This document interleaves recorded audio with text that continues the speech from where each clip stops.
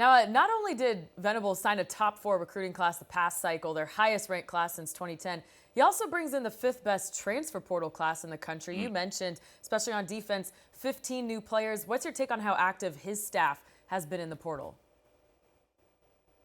Yeah, they've done great. They really have in the transfer portal. And it's funny because when Brent Venables was hired, there was a lot of fear among Oklahoma fans. One of the few fears, because obviously that hire was so well received, that he may not, do that well or be aggressive in the portal, given where he came from with Clemson and Dabo Sweeney, who notoriously doesn't really dip into the portal really at all. But Brent Venables has been very, very good in this area, especially this offseason. Like I said earlier, adding tons of talent on the defensive side of the ball. Not just guys who will play, but starters. McCullough, I mentioned, Rondell Bothroyd from Wake Forest, Trace Ford from Oklahoma State.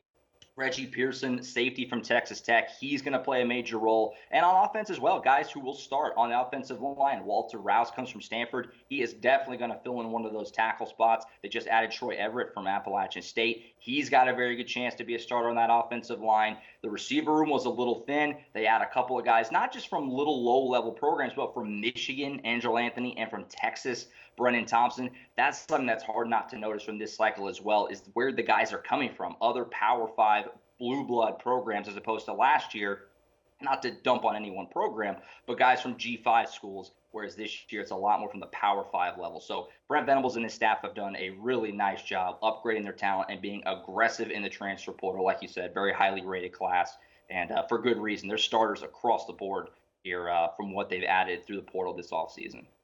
All right, great stuff, Josh. Thanks for your time. And for more Sooners news and analysis in the offseason and throughout the year, check out Sooners Illustrated.